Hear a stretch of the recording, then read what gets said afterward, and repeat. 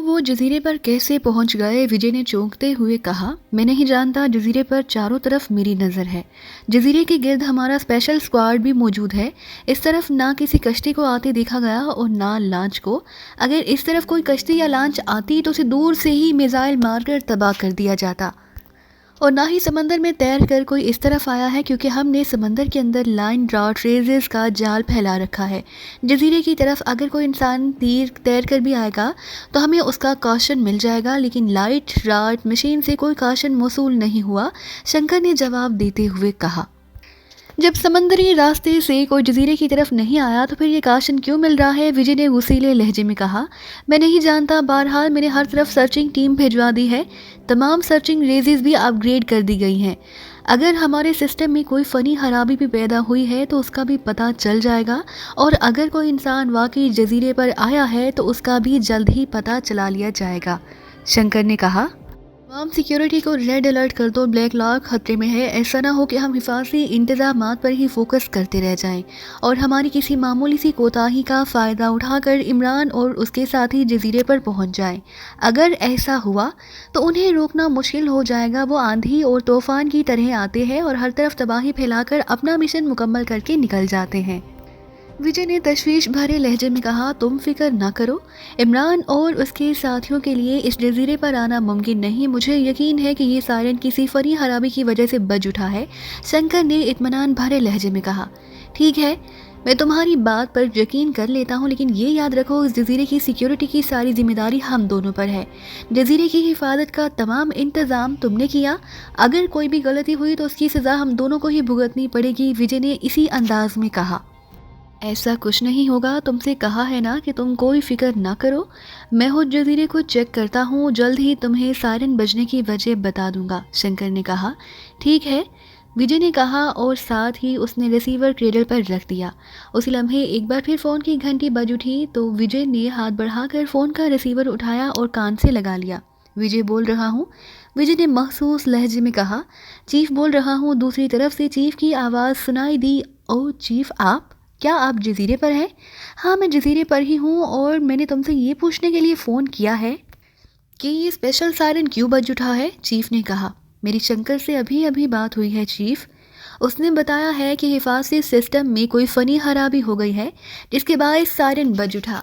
खतरे की कोई बात नहीं, शंकर सिस्टम चेक कर रहा है। जल्द ही ये फ़नी खराबी दूर कर ली जाएगी, विजय ने इत्मीनान भरे लहजे में कहा। सोच लो विजय, क्या ये सायरन वाकई फ़नी खराबी की वजह से बजा है या फिर?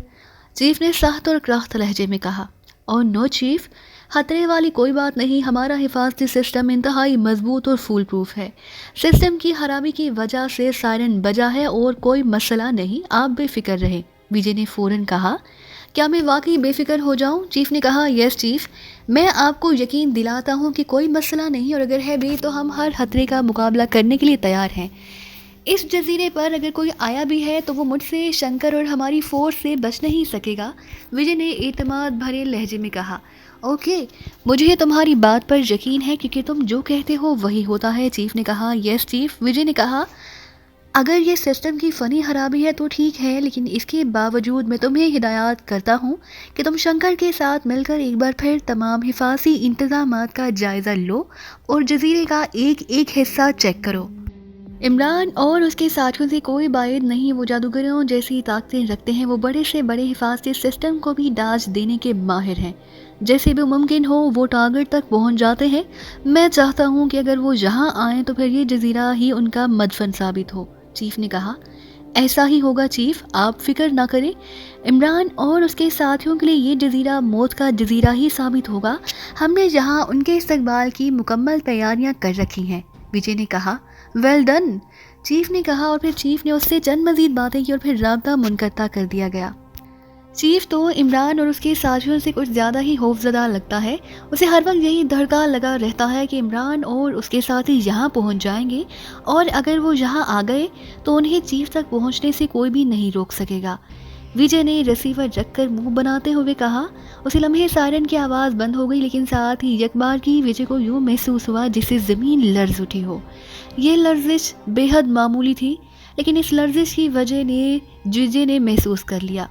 ये कैसी लर्जिश थी? विजय ने हैरत भरे लहजे में कहा। अभी वो हैरान हो ही रहा था कि उसी लम्हे फ़ोन की घंटी बज उठी तो उसने हाथ बढ़ाकर रिसीवर उठा लिया। विजय बोल रहा हूँ, विजय ने मखसूस लहजे में कहा। शंकर बोल रहा हूँ, शंकर की आवाज़ सुनाई दी। हाँ शंकर, क्या तुमने ज़मीन की लर्जिश महसूस की? क्या हुआ? क्या जलजला आया है यहाँ? नहीं, एक हैरत अंगेज़ बात हुई है, शंकर ने कहा। उसके लहजे में तशवीश थी। हैरत अंगेज़ बात? क्या मतलब?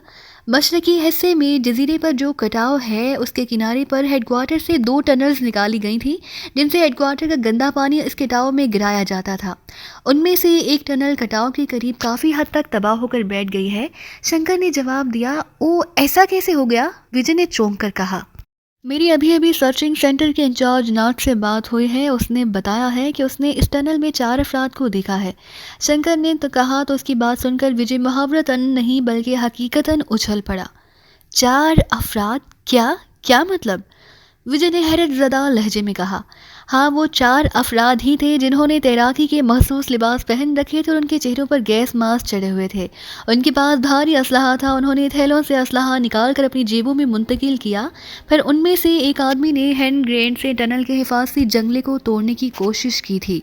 धमाके की वजह से टनल बैठी है, शंकर ने तफसील बताते हुए कहा। ओह, कौन है वो और अब वो कहाँ है? विजय ने चीखते हुए कहा। धमाके के साथ ही टनल बैठ गई थी और जिस जगह धमाका हुआ वहाँ से टनल का धाना काफ़ी फासले पर था, इसलिए मुझे यकीन है कि वो सब इसी टनल में ही दफन हो गए थे। लेकिन मुझे इस बात पर हैरत हो रही है कि उनके जिस्मों पर मखसूस तैराकी के लिबास थे, जिससे साबित होता है कि वो समंदर में तैरते हुए आए थे। और अगर ऐसा है तो फिर हमने समंदर में लाइन राट रेस का जो जाल फैला रखा है उसने काम क्यों ना किया? उनकी आमद का हमें काशन क्यों नहीं मिला? शंकर की हैरत और तशवीश ज़दा आवाज़ सुनाई दी। क्या हुआ, कैसे हुआ, ये सब बाद में देख लेना, नॉनसेंस। ज़रूर कहीं ना कहीं तुमसे कोताही हुई है। 4 अफराद और वो भी मुसल्ली होकर जजीरे पर पहुंचे और तुम्हें उनका पता ही नहीं चला। ये कैसे इंतजामात हैं तुम्हारे? विजय ने बुरी तरह से चीखते हुए कहा। मेरे इंतज़ामात पर शक ना करो विजय, मैंने बेहतरीन और फूल प्रूफ इंतज़ामात किए हैं। इसके बावजूद वो यहाँ कैसे पहुँच गए मेरी समझ से बालातर है। और फिर उन्हें इस टनल के बारे में कैसे मालूम हुआ? तुम शायद नहीं जानते कि मैंने एक हेलीकॉप्टर के नीचे स्पेशल लाइट लगवा रखी है जो इस कटाव में रोशनी फेंकती है और ये रोशनी रेज बनकर पानी में गहराई तक उतर जाती है, जिससे हेलीकॉप्टर के मॉनिटर में लगी हुई स्क्रीन में पानी की गहराई में मौजूद एक एक जानदार की तस्वीर दिखाई देती है। हेलीकॉप्टर हर 10 मिनट बाद इस कटाव की मुकम्मल चेकिंग करता है। जहां से कटाव शुरू होता है वहां से टनल तक पहुंचने के लिए उन्हें लंबा सफ़र करना पड़ा होगा। इस सफ़र में सर्चिंग हेलीकॉप्टर एक बार नहीं कई बार इस कटाव से गुजरा होगा। फिर उनके बारे में हेलीकॉप्टर वालों को इल्म क्यों नहीं हुआ? शंकर ने कहा। ये पता करना तुम्हारा काम है शंकर, तुमसे ज़रूर गलती हुई है। और अब मुझे तो अब तक इस बात का यकीन नहीं आ रहा कि 4 अफराद तुम्हारे इस कदर हिफाजती इंतजामात के बावजूद इस कटाव में और कटाव से गुजर कर उस टनल में दाखिल हो गए और तुम्हें मालूम तक ना हुआ।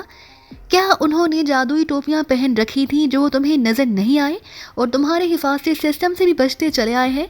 विजय ने हैरत भरे लहजे में कहा।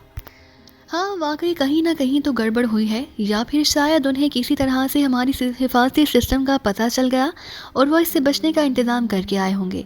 हो सकता है कि उनके पास ऐसे जदीद आलात हों जिनसे हमारी हिफाजती सिस्टम में एरर आ गया हो। अगर ऐसा है तो भी गलत है। ऐसी सूरत में तो हम इस जजीरे पर आने से किसी को भी नहीं रोक सकते। हमारी तमाम इंतज़ामात बेकार हैं, विजय ने कहा। ऐसी भी बात नहीं, वो एक हिफाजती सिस्टम से बच गए हैं, बाकी सिस्टम से बचना उनके लिए मुमकिन नहीं।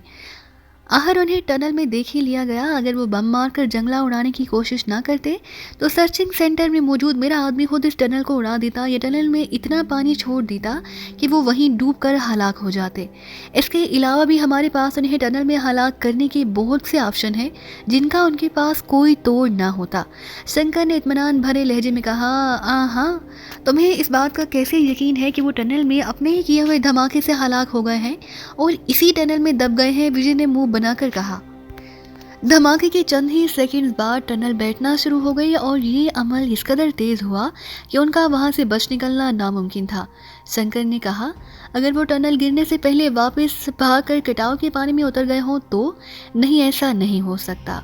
उनके पास इतना वक्त नहीं था। ओह, 1 मिनट रुको। सर्चिंग हेलीकॉप्टर से कॉल आ रही है, मैं सुन लूँ फिर बात करता हूँ, शंकर ने कहा और उसके साथ ही राब्ता मुनक़ता हो गया। हाँ, मैंने सब कुछ शंकर पर छोड़कर गलती की है। एक बार मुझे खुद भी उसके किए हुए तमाम इंतज़ामात को चेक कर लेना चाहिए था।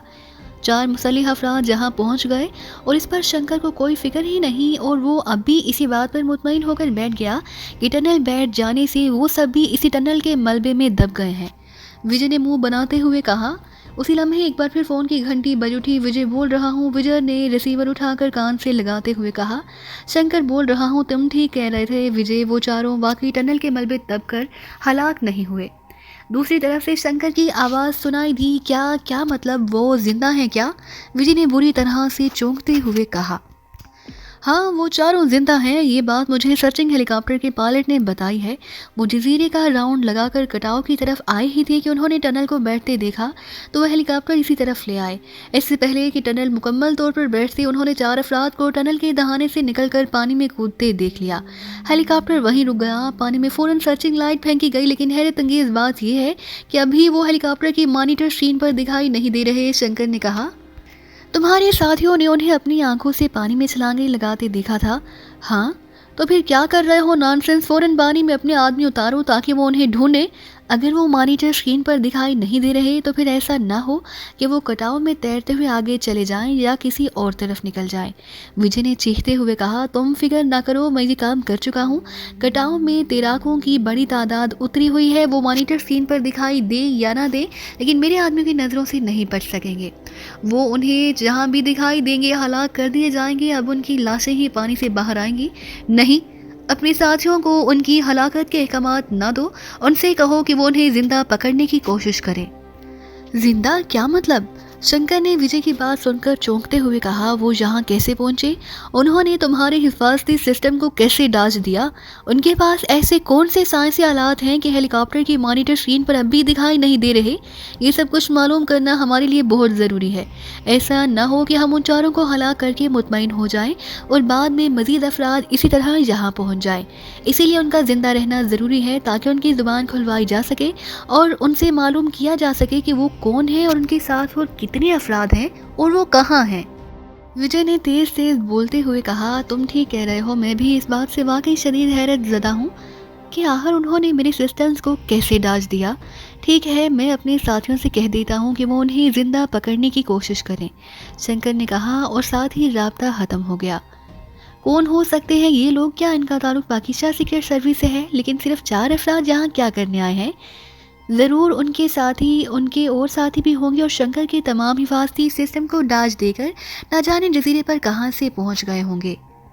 विजय ने बड़बड़ाते हुए कहा। 20 मिनट के बाद एक बार फिर फ़ोन की घंटी बज उठी तो विजय ने एक बार फिर हाथ बढ़ाकर फ़ोन का रिसीवर उठाया। विजय बोल रहा हूँ, विजय ने क्रहत लहजे में कहा। शंकर बोल रहा हूँ, कोई उम्मीद अफजा खबर है तो बताओ। मेरे आदमियों ने उन चारों को कटाव में तलाश कर लिया और अब वो जिंदा हमारी हिरासत में है, शंकर ने मुसरत भरे लहजे में कहा। तो विजय के चेहरे पर कदरे इत्मीनान के तासुरात नमूदार हो गए। क्या उन्होंने तुम्हारे आदमियों के सामने मुज़ाहमत नहीं की? तुमने बताया था कि उनके पास वाफर मिकदार में मौलिक असलहा मौजूद है, विजय ने कहा। नहीं, मेरे आदमियों ने पानी में उतरते ही उन्हें चारों तरफ से घेर लिया था। उनके पास गन्ने थी, लेकिन वो पानी में उनके लिए नाकाबिले इस्तेमाल थी, जबकि मेरे आदमी वाटरप्रूफ गन्ने लेकर पानी में उतरे थे। उन्होंने उन्हें बच निकलने का कोई रास्ता ना दिया। चारों तरफ मुसल्लिह अफराद को देखकर उन्होंने हाथ उठा दिए और खुद को सरेंडर कर लिया। शंकर ने कहा। चेक करना कि वहाँ ये चारों ही मौजूद थे या उनके मज़ीद साथी भी हैं। उन चारों को पानी से निकाल कर बाहर लाया जा रहा है। मेरे बहुत से साथी अभी पानी में ही हैं, वो सारे कटाव की चेकिंग कर रहे हैं। अगर उनका कोई और साथी में हुआ तो वो भी पकड़ा जाएगा, शंकर ने कहा। ठीक है, क्या उन सब का असलहा तुमने कब्जे में ले लिया है? अच्छी तरह तलाशी लेनी थी उनकी, विजय ने कहा। मुझे अहमक समझते हो कि मैं ये काम नहीं करूँगा? मैंने उनके सारे सामान पर कब्जा कर लिया और उनकी तलाशी लेकर उनके पैरों के जूते तक निकलवा लिए। अब उनके पास कुछ नहीं है, शंकर ने कहा। कौन है वो? क्या उनकी कोई शिनाख्त हुई है? विजय ने पूछा। नहीं, शक्लो सूरत से तो वो मुकामी ही लग रहे हैं, लेकिन उनके कद काठ, उनके मजबूत जिस्म और उनके चेहरों की सख्ती इस बात का सबूत है कि ये आम आदमी नहीं, ये इंतहाई तरबियत याफ्ता दिखाई दे रहे हैं, जिनका ताल्लुक यकीनी तौर पर पाकिस्तान सीक्रेट सर्विस से ही हो सकता है, शंकर ने कहा।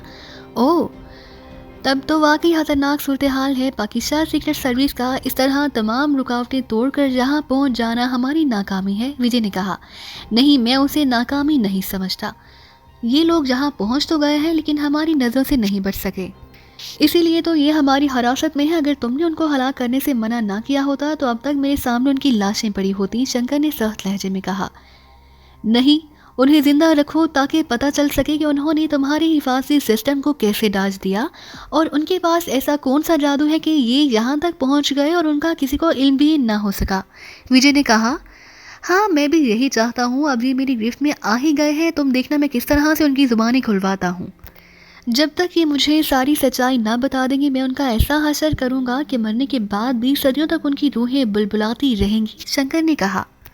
ओके, उन्हें फर्स्ट वे से डायरेक्ट ब्लैक रूम में ले जाओ, वहाँ जाकर उनकी ज़ुबानें खुलवाना और जब ये सब कुछ बता दें तो फिर उन्हें हलाक कर देना, उनकी लाशें बल्कि भट्टी में जलाकर भस्म कर देना, विजय ने कहा।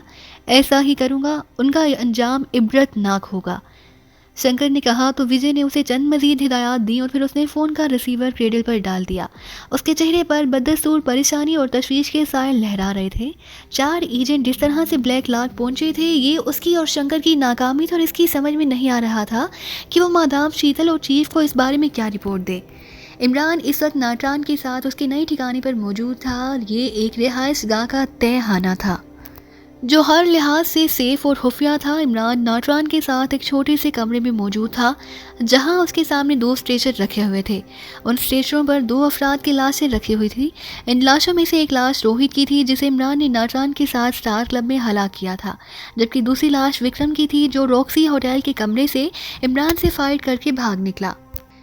इमरान ने नाटरान को विक्रम का हुलिया और उसके लिबास के बारे में बताया। नाटरान ने जब इस लिबास और हुलिये वाले आदमी को होटल की इमारत से बाहर निकलते देखा तो उसने उसका पीछा किया। उन दोनों के दरमियान झड़प हुई। विक्रम नाटरान को भी डांस देकर निकलना चाहता था लेकिन नाटरान ने फ़ौरन उस पर फायरिंग कर दी और उसे मौका पर ही हलाक कर दिया।